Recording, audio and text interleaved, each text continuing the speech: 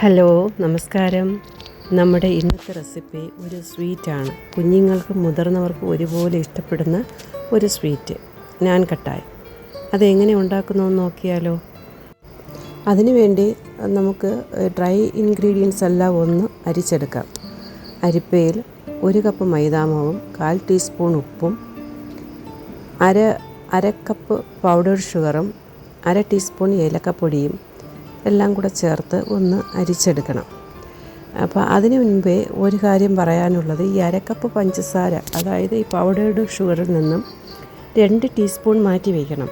അത്രയും മധുരം നമുക്ക് ആവശ്യമായി വരില്ല. എല്ലാം കൂടെ ഒന്ന് അരിച്ച് ഒരു ബൗളിലാക്കി മാറ്റി വയ്ക്കുക. അതിനുശേഷം 1/2 കപ്പ് നെയ്യ്, ഇതുപോലെ ഉരുകിയ നെയ്യായിരിക്കണം. കട്ടിയുണ്ടെങ്കിൽ കട്ടിയായിട്ടിരിക്കുന്നതിന് കുറച്ചൊന്ന് മെൽറ്റ് ചെയ്തെടുക്കണം. എന്നിട്ട് നമ്മൾ ഈ മാവിലോട്ട് ഈ 1/2 കപ്പ് നെയ്യും ആദ്യമേ ഒഴിച്ച് കൊടുക്കരുത്. നെയ്യ് കുറേശ്ശെ ഒഴിച്ച് മാവ് നല്ലതുപോലെ മിക്സ് ചെയ്തെടുക്കണം. മുഴുവൻ നെയ്യിൻ്റെ ആവശ്യം വരില്ല, 1/2 കപ്പ് നെയ്യും ആവശ്യമായി വരില്ല. നമ്മൾ ഇതുപോലെ മാവ് കൈകൊണ്ട് പിടിക്കുമ്പോൾ പിടി നല്ല കട്ടിക്ക് വരികയും വേണം, ആ കട്ട പൊടിയുകയും വേണം. അതാണ് ഇതിൻ്റെ ഒരു കൺസിസ്റ്റൻസി. അപ്പോൾ ഈ ഒരു പരുവാകുമ്പോൾ നമുക്ക് നെയ്യ് ഒഴിക്കേണ്ട. ഞാനിപ്പോൾ ഇവിടെ 1/2 കപ്പ് നെയ്യ് മുഴുവൻ എടുത്തിട്ടില്ല. ആ 1/2 കപ്പ് നെയ്യ് എടുത്തതിൽ നിന്ന് 1/4 എടുത്തിട്ടുള്ളൂ, ബാക്കി ഇതിൽ ചേർത്തിട്ടില്ല. ഇനി നമ്മൾ പതുക്കെ ഓരോ ചെറിയ ഉരുളകളായിട്ട് എടുത്തിട്ട് സോഫ്റ്റായിട്ട് ഒന്ന് കൈ കൊണ്ട് ഇതുപോലെ ഉരുട്ടി ഒന്ന് ജസ്റ്റ് ഒന്ന് പരത്തി എടുക്കാം. നല്ല ഒരു ഉരുളാക്കിയതിന് ശേഷം ഒന്ന് ചെറുതായിട്ടൊന്ന് അമർത്തിയാൽ മതിയാവും. പിന്നെ വേണമെങ്കിൽ നമുക്ക് നട്ട്സോ എന്തെങ്കിലും ചേർക്കാം.